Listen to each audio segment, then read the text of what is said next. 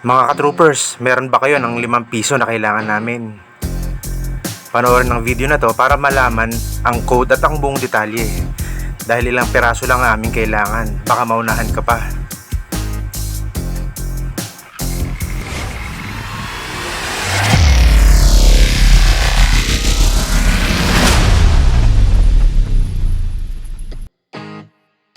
Magandang araw mga ka-troopers. Welcome to our channel. Mga ka-troopers, pakita ko muna sa inyo yung mga completed codes na. Ibig sabihin, nabili na namin. Yan yung mga yon, check nyo na lang. Ayan, so let's now go sa bariyang hinahanap namin. Ito yung 5 piso na Improved Flora and Fauna series. Ayan yun.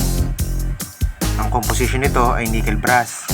Ang weight ay 9.45 grams, diameter na 25.5 mm, at may thickness na 2.6 mm. Ayan, so ang ano nga pala nito, ang edge ay reeded. Ayan, as you can see. Diba? So, ang obverse naman ay si Emilio Aguinaldo. And then, ang reverse ay Nara 3 o Pterocarpus indicus. Yan yun.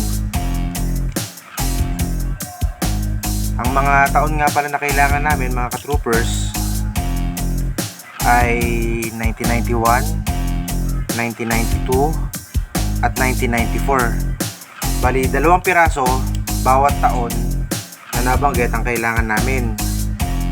Dapat uncirculated condition.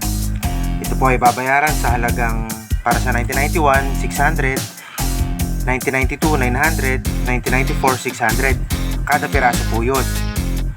Ayan, so mabanggit ko na rin na isang coin, isang tao lang ang bibilhan namin para mabigyan ng tsansa yung iba na mabilhan.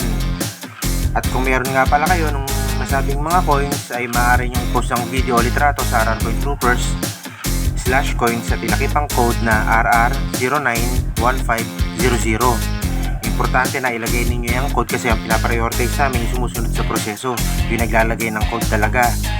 Tapos pag magsisend kayo ng litrato, make sure na obverse at reverse, harap at likod, tsaka yung close up para mas maganda. So anyways, kapag ka nasend ninyo yung mga pictures na yan, susuriin namin yan. At kapag ito'y pumasa sa aming pamantayan o criteria, kayo po ay aming kukuresyon ng pagbili. Sinisiguro namin na wala magiging hassle on both sides at hindi kayo gagastos kahit isang kusing.